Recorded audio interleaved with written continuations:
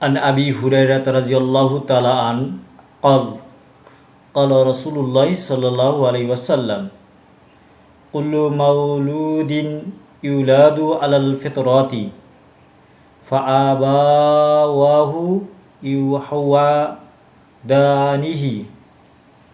أو ينصرانه أو يمجسانه। হাদিসটি আন আবি হুরায়রা রাদিয়াল্লাহু তাআলা আনহু বর্ণিত।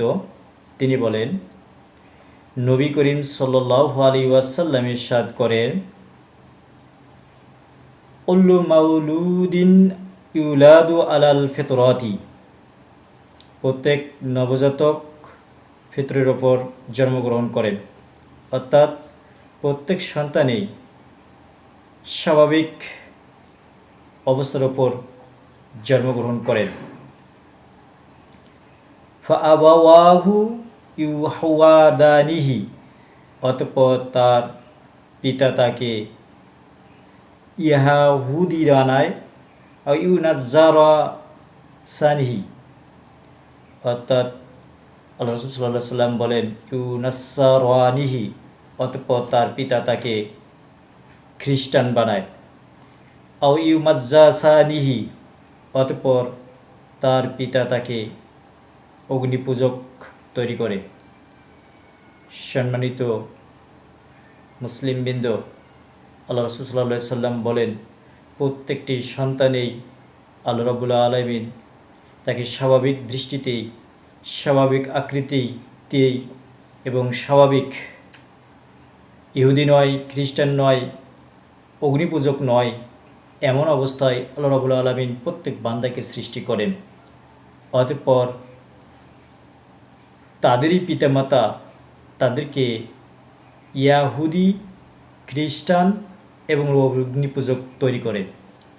এই হাদিস থেকে আমরা শিক্ষা নিতে পারি এভাবেই যে আমরা আমাদের সন্তানদেরকে জন্ম দেওয়ার পর যদি আমরা আমাদের সন্তানগুলোকে সুশিক্ষা না দেই, ধর্মীয় শিক্ষা না দেই, তাহলে আমাদের সন্তানগুলো যদি নষ্ট হয়ে যায়, ইসলাম থেকে দূরে চলে যায়, ইসলামের আহকাম অর্থাৎ আদেশ নিষেধ সহ যাবতীয় বিষয়গুলো যদি পুঙ্খানুপুঙ্খানুভাবে না মেনে তাদের স্বাভাবিক জীবন কার্যাদিগুলো যদি পরিচালনা করে, যা ইহুদিদের মতো, খ্রিস্টানদের মতো অথবা অগ্নিপূজকদের মতো হয়ে যায়, তাহলে অবশ্যই আমাদেরকে, যেমন তৎকালীন সময় আল্লাহ রাসূল সাল্লাল্লাহু আলাইহি ওয়াসাল্লাম বলেছেন, যদি কেউ তার সন্তানকে ইয়াহুদি, খ্রিস্টান অথবা অগ্নিপূজক বানায়, এর জন্য দায়ী তার পিতামাতাই। কারণ আল্লাহ রাব্বুল আলামিন প্রত্যেক সন্তানকেই ফিতরের উপর জন্মগ্রহণ করেছেন।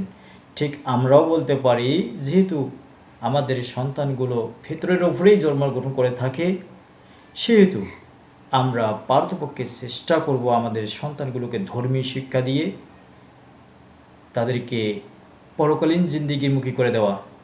যেমনটি লুকমান হাকিম তার সন্তানকে শিক্ষা দিয়েছিলেন, যা আল্লাহ রাব্বুল আলামিন সূরা লুকমানের মাধ্যমে বর্ণনা করেছেন।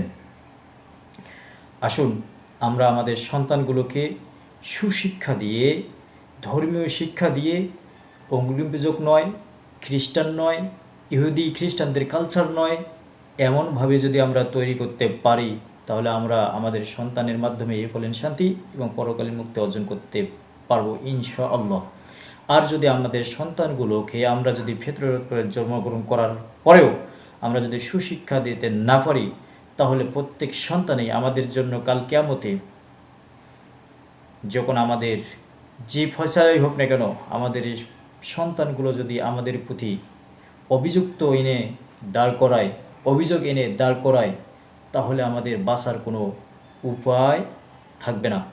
আসুন সেই দৃষ্টিকোণ থেকে আমরা বলতে পারি, আমরা আমাদের সন্তানগুলোকে ধর্মীয় শিক্ষা দিয়ে, সুশিক্ষা দিয়ে আল্লাহ রাব্বুল আলামিনের আনুগত্যশীল করে তাদেরকে জিন্দিগি গড়ে দেই, এবং যথাসময়ে তাদের যখন আমাদের সন্তানগুলো জন্মগ্রহণ করবে, অন্য এক হাদিসে এসেছে, আমরা যদি তাদের সুন্দর নাম রাখি, অতঃপর যখন তারা যুবক বয়সে পদার্পণ করবে, তাদের যদি বিয়ে দিয়ে দেই তাহলে আমাদের দায়িত্ব শেষ হয়ে যাবে।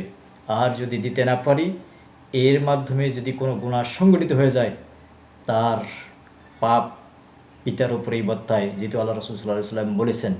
আসুন এই দৃষ্টিকোণ থেকেও আমরা যদি চিন্তা করি, তাহলে আমরা অবশ্যই আমাদের সন্তানগুলোকে সুসন্তান হিসেবে গঠিত করে, প্রতিষ্ঠিত করে, তাদেরকে সমাজে বসবাস করার উপযোগী করে তুলি। আল্লাহ রাব্বুল আলামিন প্রত্যেককেই, আমাদের প্রত্যেকের সন্তানকে সুসন্তান হিসেবে গড়ে তোলার তৌফিক দান করুক। সকলে বলি আল্লাহুম্মা আমিন।